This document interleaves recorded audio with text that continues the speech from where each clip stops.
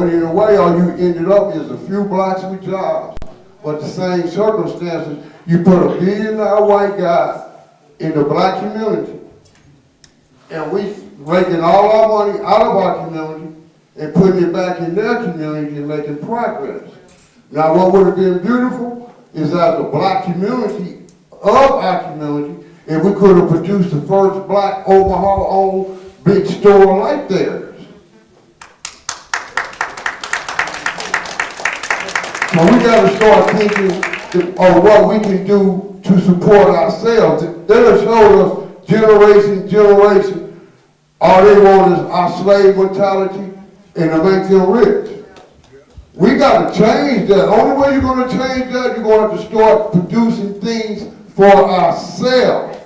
What you got to understand, we don't need them anymore. They have always needed us. We have never needed them. You got to break that mentality. And some people like you in a position to help us crime. Most guys, not saying you, but they're what you call Oreos, man. They're not helping the people that is supposed to be helped. Now going back to Walmart. What help did Walmart give the black community? Not one black company was used for demolition. Who can't tear down something? Not one job was given to a black builder. Cleanup crew is probably the only thing they're hired for. Again, slave, low wage. Another person as a community, how can you live off of $17 an hour when everything keep going up? Come on, y'all, we need to come together as a community, in the community, and produce our own community.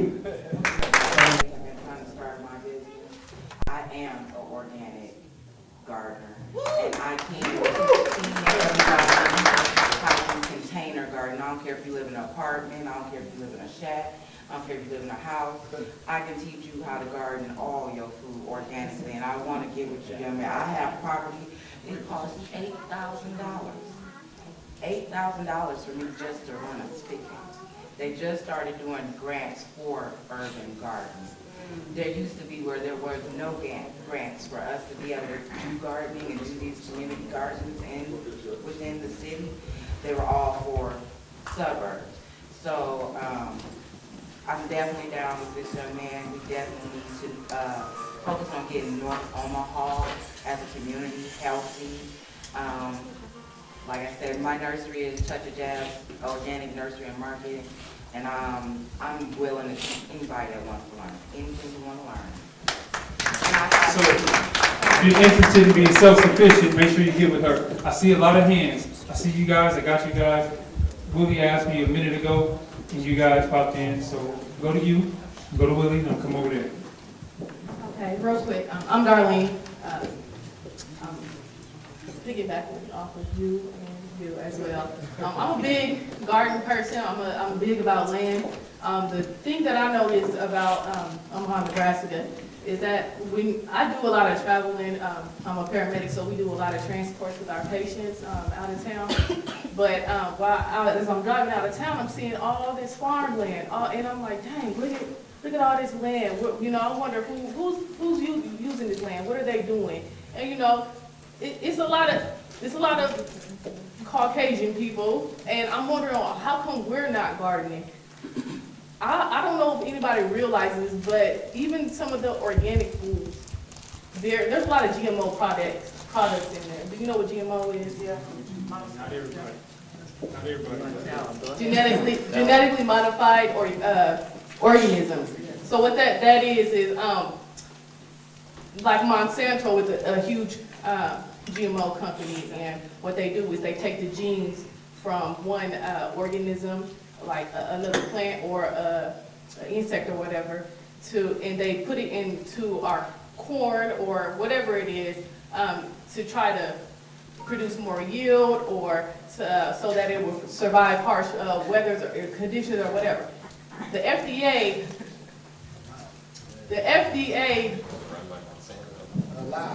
is run by Monsanto, and they allow it. They allow it, so and it's not on your food label.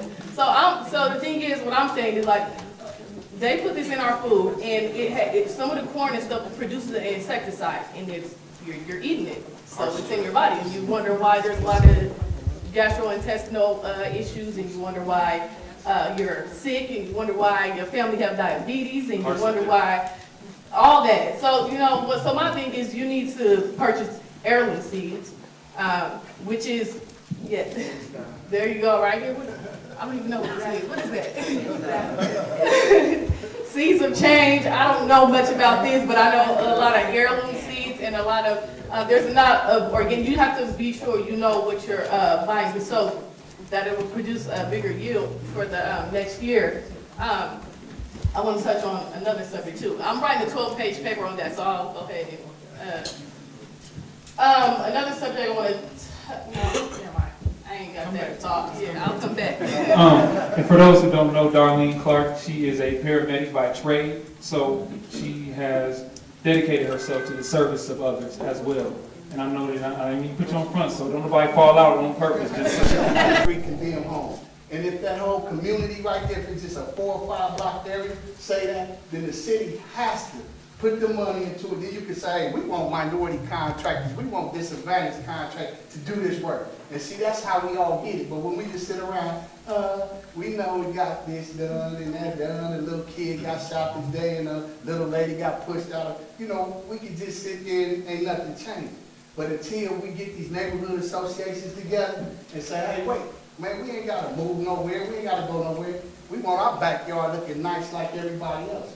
The money there, but we just ain't asking for it. So what you're saying is be proactive. That's it, be proactive. Okay, if anybody needs assistance in that area, which he mentioned, get with this brother after the meeting or refer people to him because he obviously has some resources that we can take advantage of. I seen a hand over here. I seen you over there. Let me get over here first. Hi, my name is Jasmine Ewart. I live in North Omaha Community. I also live in Detroit, Michigan. I just want to read something to you guys.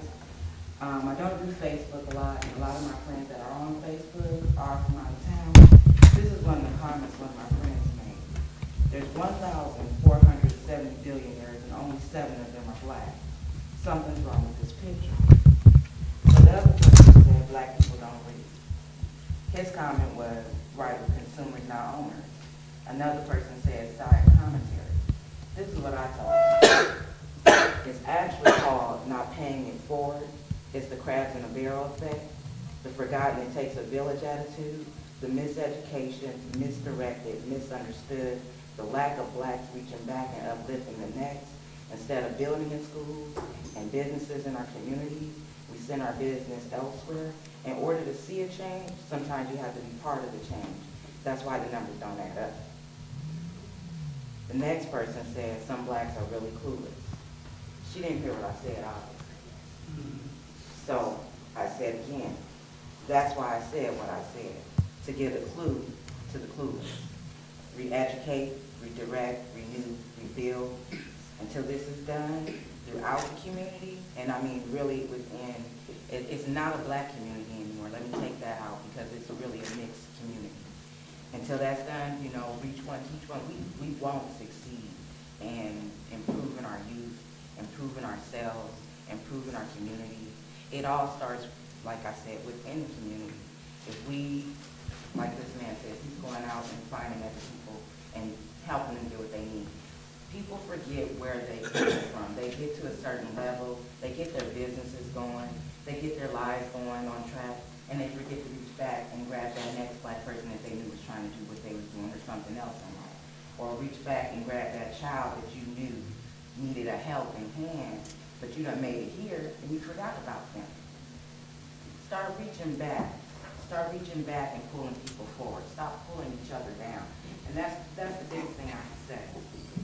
Right on. So as she was saying, is pay it forward. For those who didn't quite catch the message, pay it forward.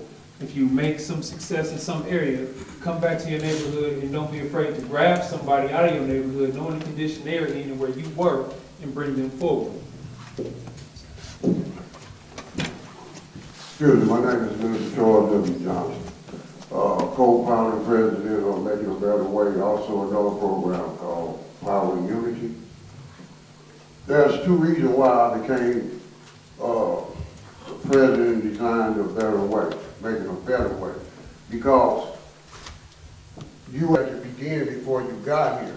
And before you got here, Willie Lynch designed everything for everybody that was brought over here, and how we're gonna live, what we should learn, what we're allowed to have.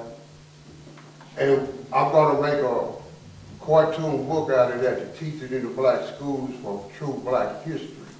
The reason why, how can I change if I'm not understanding what to change? Let me give you a good example. Most of us black men look down upon our women because of the way our women treat us. But in reality, they're only doing what they was taught from an offspring by their mothers.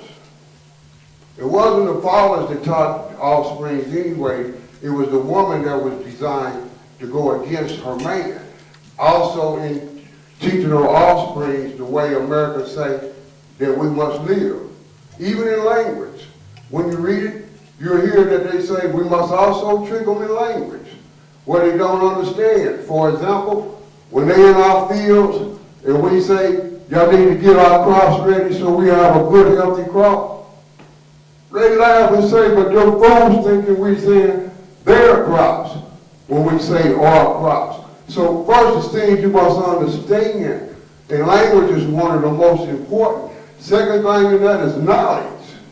Knowledge is understanding where you came from and understanding how you was trapped in your circumstances in order to reverse it. Quick example. How did I hate this sister here, she was my wife, for looking down upon me when she was taught to look down on me?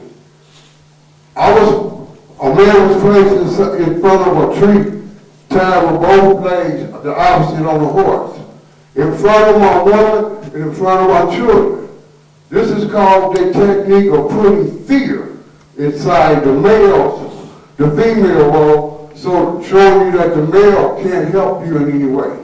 This is called slavery techniques. So not only can my man can't protect me, neither can he feed me, neither can he do anything for me. So this was the fear in the example of letting your woman know your man is on the ground, he can't do anything for you. But I'm the only one that you can count on. I'm the only one that can feed you. I'm the only one that can shelter you. And the same thing that is passed down to housing, all these things is a welfare, SNAP food program, all these things are a way of slavery ways that you still depend on them. Why I brought that up? Power and unity. Power and unity is going to stretch out. We're going to begin with the projects. And we're going to show them that we want our yard to look just as good as Benson yards. We want things in our community that you have in your community. First, we got to learn why we are like we are. Now, I want to look down at my woman for treating me that way because I understand why she's treating me like that. She doesn't look down on me no more as a lazy black man, a defenseless black man. She understands me more. And that's, I'm going to cut it off. What I'm saying, we must start at the beginning to get to the end of it all. Thank you, sir. So to cap that, you're saying that we got to know our history, we got to know ourselves. So you're saying people got to educate themselves. You don't know what to change. Is that right? Right on. He said, educate yourself. Get familiar with what's going on within yourself, your environment, and your community. You had a comment to say. How y'all doing? My name is Shamar Triplett. To touch up on my man said right here, I think it's an issue like certain organizations or programs not advertising enough. Because I had an issue with getting a job because I had some things that was hindering me in the background, and there were misdemeanors. I got them set aside, and I took 180 hours of environmental training. That was my 40-hour ASWAPer, 30-hour construction, you know. And when I would tell people about that, young black men, they had no idea, you know, about it. And I brought some people under my wings. Of course, there's some people out there that ain't serious about it. They say they're gonna do it, but they don't do it. But you also have some young black men that's really serious about bettering themselves, but they just don't know where to go. So I think that's an issue within itself as far as not being advertised. And another issue is like my guy, whatever, saying as far as we not knowing our history. A lot of young black males think that the things the way they are today is how it's always been. You know, there's history behind gangs and how it evolved.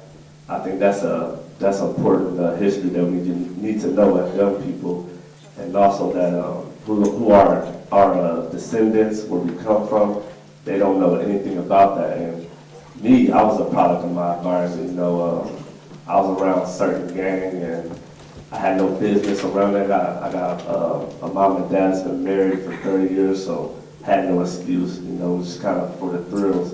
But once I started reading the history, educating myself, gave me a whole different outlook. So I think once the young people really know the history, you know how things evolve, it make them want to change more. So. Henry called Omaha for World War II in 24th Street, Street of Dreams, that's actually was shot by someone in this room. And it's at the library. You can get it at the library. But these documentaries highlight the history of Omaha. But also, one of them highlights how housing covenants in the early 1900s made sure that individuals who are a certain race could not move into certain areas. You got to understand that. So it wasn't no accident that all your people just happen to live. People just so happen to live on 36th Street. That's not an accident. This stuff is by design. But when we talk about education, you don't hear about that in social studies. You're not going to catch that at an OPS board meeting. They're not going to even be arguing that fact. But we wonder why our boys are misguided and confused when they can't even look at the environment and say, oh, I know why that's what it is. There's streets that we don't even know who the person is. Sorensen was an important figure, but we drive up and down and just think it was a street name. He was the fourth man in Omaha, Nebraska. And there's a number of men like that. So, on to the next person. Were you next or was she next? All right.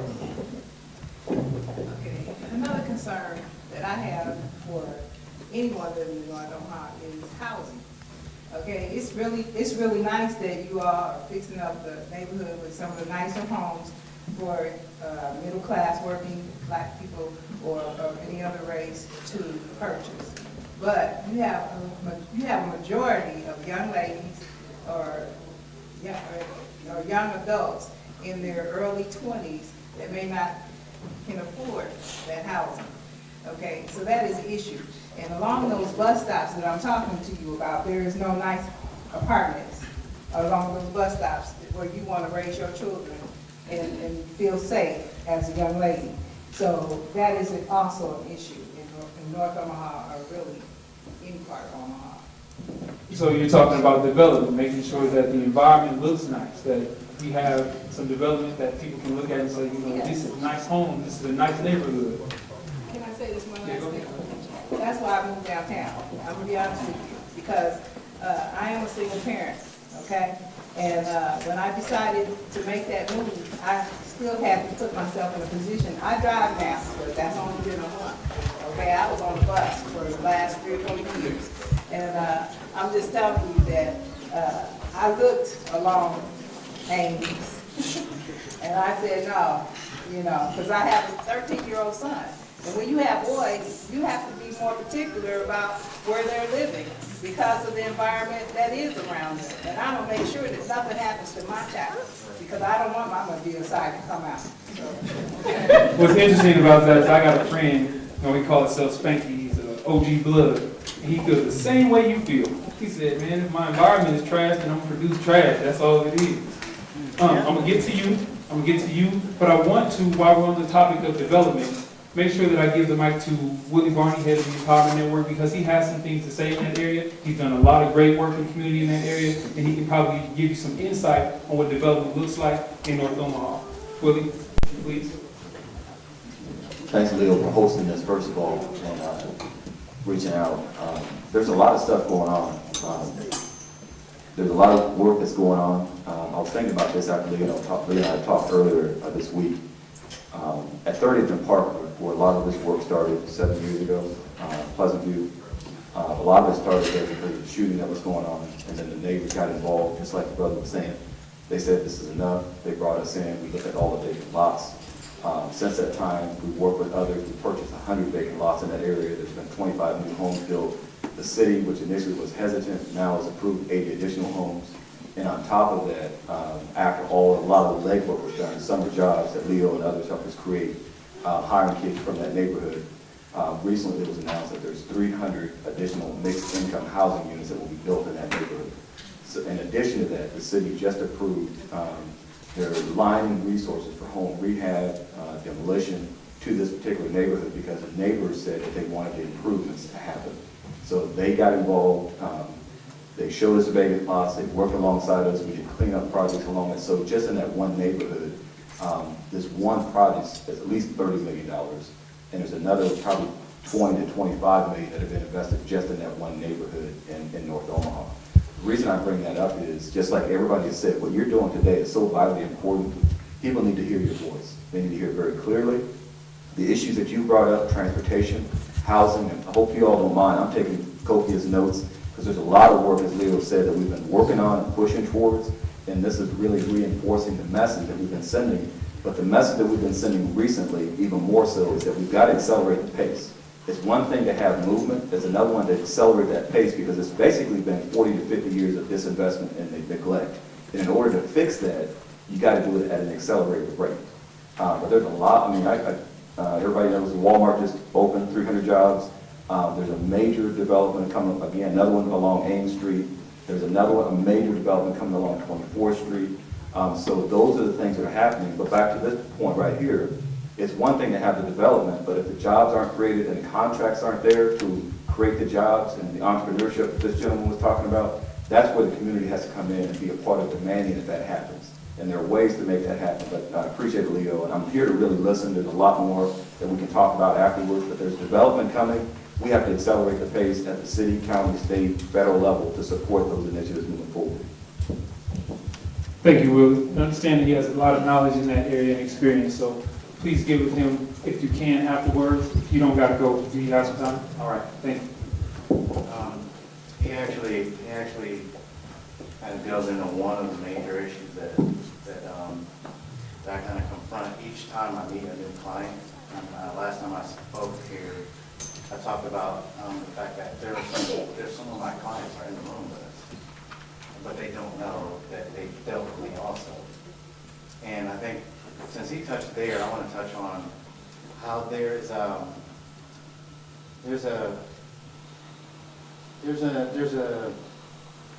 dichotomy of the relationship between me and whoever a client is has to deal with ethics. And ethics is a fancy way to say, how do we behave with each other in order to get something done? A lot of what I run into that doesn't allow their project or another client to get their project finished is they don't understand how the ethics work in a business environment. Now, I grew up with Leo right down the street. I've been in Oklahoma my whole life. And what's funny, him too, what's funny is how life takes you in different places. And so even when I might come back to some of the same people that I've been familiar with my entire life, again, that dichotomy of things change, and how we're supposed to deal with each other when it comes to getting something done. So another thing I want to touch on is advertising. Exactly what was I mentioned that. I think with him. There are smarter ways to advertise. There are more cost-effective ways to advertise, cheaper ways to do it. A lot more of advertising is free. And I think before meetings, or last week, we talked about they're not going to get away from this. It's like, oh, okay. So, when considering things like that, I want to encourage people to think bigger or more inventive or more intuitively than what you can be in front of somebody and see and give them and touch them and see, because we're more capable now. And part of that ethics and part of that understanding of how we can get things done that I run into that causes problems is that a lot of what I do is smarter than you. I don't need to show up to your house, or we don't need to have the meeting, or we don't need to physically come together in order to have the information that we need to make the advance that we're trying to make. Thank you. So if anybody needs to understand this marketing thing for their nonprofit, for their business, or for themselves maybe, personally, make sure y'all get with this man. You, I got you, and I see you guys over there. Hi, I'm Denise Williams. I'd like to touch base about the, I guess the comments that were made about the nonprofit and how sometimes organizations can be solved in the fundraising and kind of the stipulations. Project Knows has been around for a little while, keeping North Omaha safe for everyone, and they're not a 501c3. They don't get grant funding, they don't get, they're not funded by anyone but the people that they serve. And just in the last year or so, they've been able to, over Christmas, raise toys, gave toys to almost 100 kids, gave 22 Thanksgiving dinners out to needy families. Whenever there are victims of homicide, they come to Project Knows for help and they raise money for them. So we are able to help families in need without fundraising, without, let's say, official fundraising, without getting those grant dollars. And I think what we need to understand is it's our community and it's our people, and we can't keep relying and waiting on everyone else to do for us. So if we have issues within our own organization and we can't get things done because of stipulations with fundraising, with grant dollars, then we need to do it ourselves. And we can't make it happen unless we ask. Because I know working with Knows, all they have to do is ask and tell the community about their needs, and we come together. So if we can all do that, there really shouldn't be any problem for it. We can't get anything done. Being a nonprofit and not having those stipulations is not an excuse not to get something done. So remember that, as she stated, there is no particular way to help. You can help in a number of ways. You can donate to individuals who are doing food drives, who lost a loved one, want a plate paid for, etc. Or you can deal with a nonprofit or a number of other organizations. For those who don't know what 501c3 means, this is the status that you have to have with your incorporation as a nonprofit in order to be tax deductible. So when you donate to a nonprofit that's 501c3, it's tax deductible. When you give money to Aunt Shirley in the kitchen and she ain't got 501c3, then it's not tax deductible. You can't put it on your taxes. So just to educate those who don't know what that means, that's what it means. Someone lost the phone. Yeah, that's me. Excuse me, we got 3 people in front of you. All right, give me your phone. Hi everybody, my name is Jasmine Jackson. I'm from the community and I've lived here most of my life. I've been out of town, back and forth. And the subject of stopping the violence here in the community has been a very long, it's been going on for a long time. It just seems like now, we all used to crime. We all grew up with somebody dying around us, the gun violence, gang violence and all that. But the difference is today, where it just seems like it could be me and you, everybody's just living their life. The recent people who died, they were just living their life. Babies, adults, people are passing for no particular reason at all, just hate for each other and that and this and that. So with that being said, I came about with my own nonprofit. It's called Omaha Love. It's a City Street initiative. We're going to have a meeting, our first meeting tomorrow at the Compass Building. It's on the 33rd, North 33rd, and it starts at 5:30. It ends at 7. The whole motive or the whole initiative is to support the members of the community, to unite and stop the violence. And we also, what I think this city needs for real is to be honest, to be real about what's going on in these situations and bring these kids, these troubled youth, like they have to come together. Like he was saying, a lot of people don't know about the positive stuff going on. Everybody know the latest person who died. Everybody know who just went to jail, but don't nobody know about the peace walk that's going on tomorrow. A lot of people don't know about this meeting going on right now. So we need to get this word out, and we need to have more visual demonstrations of people coming together, because the more we see that, the more it's going to come into everybody's consciousness to come together. You know what I'm saying? And then we have, what else was I going to say? Oh, as far as Mr., what's his name on here? Mr. Willie, he's talking about the developments. Now, myself, being a single parent, and a lot of the ladies that I run with, my friends, and this, we're all single parents, the ones who's really trying to do it for themselves, we go reach out to these programs. They say we make too much money, but at the same time, we're at the bottom of the totem pole. We see these new houses and stuff being developed, and next thing you know, we got a whole bunch of Asians in them, and it's like, know, we're not supposed to, we got Asians and then new Africans coming over. There ain't nothing wrong with that at all, but give us ours. We're trying to get ours too. And, I don't know, I've been talking to a lot of young people, and yesterday I was so shocked. I was talking to a good friend of mine, just trying to figure out how can we stop this violence. This man told me that a lot of the young men in the street just don't want to get a job. I couldn't understand that. Like, I thought it was funny. I said, you mean to tell me it all boils down to these young men don't want to get a job?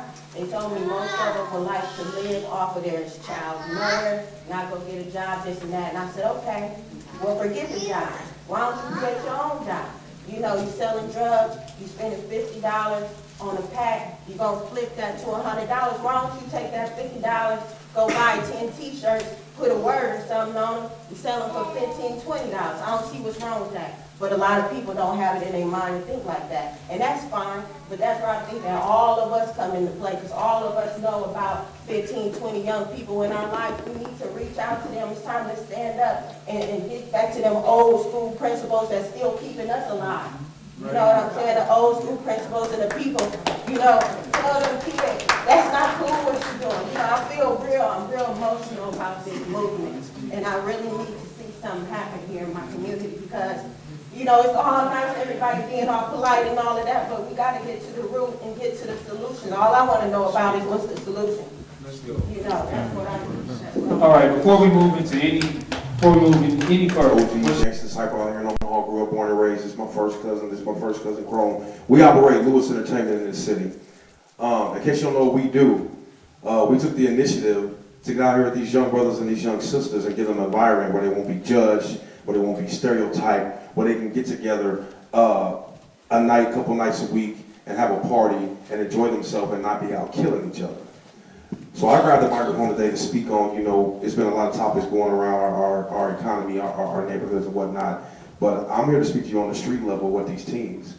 Me and my partner here, Chrome, is in conversations with anywhere from 200 to 350 teens in this city weekly. We got girls out here cutting themselves. We got young men out here that want to drop down the gun and pull their pants up, but they pride and they be stereotyping, they judge, and they don't got no male figure. If they ain't got it in the household, they ain't even got a male figure on the street. So I asked myself, when, if it's not going to be just us that's talking to these youngsters. Some of these youngsters out here, to believe it or not, they just want to be heard. They don't want to kill nobody. They don't want to be on the corner at 2 o'clock in the morning when we see them at Big Jim's hanging out and we roll up on them, what's up, homie? We got a t-shirt shop, 5628, called You Thinking They Naked. We seen a lot of mothers come in that buried their sons this summer. A mother came all the way up from Alabama and hugged us because her son was not at one of our events that weekend and was at another event, and him and his partner got murdered that weekend. So for me to hug that mother, and feel her pain and feel where she was coming at with me, like I wish they had been there. I told a young brother the other day, when you gonna stop going to your closet and seeing your homies on t-shirts? We make t-shirts. You wanna kick it with your hood? They starting to line up in your closet on t-shirts, you feel me? So in other words, we out here, this is what we do. We do this for real, We on the street 24/7. I got 5 kids at home, single, that I take care of by myself. I go to school full time, and I'm out here with these teens 24/7 with Lewis Entertainment out here in this community. Now, I've volunteered at those events, and it does go down. You get a lot of information. You get to see the people that you say are so-called gang members, and really they're just a bunch of boys who want to wear the same color together. That's really what you see. They're just kids. They really are just kids that are trying to find an outlet for themselves. I've been there. And I work both sides. So when I'm watching them, I have to come back here and do work at the foundation. And when I get here, you know what I hear? They shouldn't be dancing like that. They shouldn't be dressing like that. They shouldn't be acting like that. But when I hear that, I say, where they mama at? And guess what the teens is telling me? See, the parents won't tell them themselves. But the kids will come to me and say, well, I'm only here and I ain't got no ride. And it's 2 o'clock and the party's over and I don't have no ride. So why don't you have a ride? My mama at the casino. Speak on it. Because my daddy is over his girlfriend's house and he can't come get me. He told my big sister to come get me. So the thing that we miss out on all the time is we want to point the finger on the streets. We do. But it'd be our kids out there. It'd be our kids out there, our cousins, our nephews, our nieces, our aunties, our uncles, our third cousins, nieces. But we get in our mode and say, I'm only one person. I can only do so much. It's not too hard to say, yo, it's okay to party. We'll only go to the safest party you can. It's okay to have an outlet because all the adults do it and all they're doing is sitting back watching and saying, since you do it, I'm going to do it. That's all they doing. So when Love Jazz Art Center goes ahead and have their own jazz night and want to party and kick it, then our teens should not be left out because they're going to become adults. And whether they party now or party later, they're going to do it because it's an oppressive system that we in, where we go to get these jobs and we work hard. And what we going to do with our money? We go spend it. So when Walmart comes in, we're going to spend it at a Walmart. We're going to spend it at a Joe's Fashion or some hair salon or wherever we're going to spend that money at. And our teens are falling into the same system because we're grooming them into that system. And as he said, and others have said, if we don't produce our own money, then we won't have no sense of responsibility with our money, and we won't go spend it in places that it shouldn't be spent in because we'll know how to keep our own money. So it's all a cycle. I don't want to miss the point, so I want y'all to see that this stuff does connect. If we run our own business to be more responsible with our money, we spend with our own people. We work for other people, we tend to look for outlets because we spend all day being oppressed by those other people, and we want to go party with people that feel like we feel. Shoot, your job was hard. Was it hard for you? Yeah, it was hard for you. Pass me your drink. That's what we do.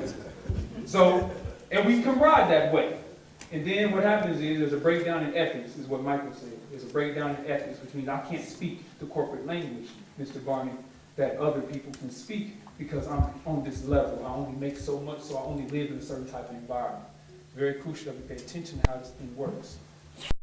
First of all, I hope everybody here realizes that I am as angry and outraged. I can hardly sometimes put in words. I lost my grandfather to a gunshot in Chicago when I was young. So I didn't grow up with my grandfather. This is serious. And just because I wear a suit and I put a tie on and have to go downtown, I left a corporate career to do what I'm doing. And work for free doing that work for 3 years. Nobody's going to tell you that. And the only way that we got to this point is exactly what you're doing today, started the whole ballgame. We're the ones that raised the funds to start the North Omaha Contractors Alliance. We're the ones that raised the funds to create the North Omaha Neighborhood Alliance.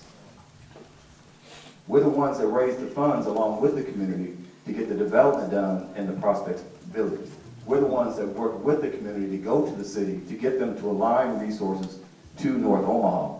And of the $5 million that the city is allocating through federal dollars, almost $3 million of it is coming into North Omaha zip code that we designated because the people came out to the meetings and said this is the area that we want to focus on. What this gentleman and the young lady said is absolutely right. We're not poor, we're broke. And what I mean by that, Frazier says, and based on the numbers we have, African Americans in this city spend $760 million every year. $760 million. The only problem is that less than 3% of it is coming back into a community that is reinvesting in the community. The other reason why Walmart is here, Walmart is the most sophisticated retailer in the world. They look at the same numbers we look at. There is an excess of $200 million every year leaving North Omaha to go somewhere else. $200 million every year. So the businesses that this young brother is talking about, and the businesses that you're talking about, and the contracting, it all adds up together. But we have to use our money wisely. We got to create the businesses so we can keep the money in the community, and then we got to support. I don't care where you live. If you can get in a car or catch a bus and come down and shop in North Omaha, that's how we change the ballgame. And it's collectively using that $760 million every year. So we're in here. We're right here. Right here. So I appreciate everything. I'm taking notes. I'm listening. But I want you to know, I recognize that. And that's one of the reasons why I do what I do. $760 million every year. If we were just to look at 10% of that coming back into the community, that would change the game. New faces, 3. Thank y'all. Thank you.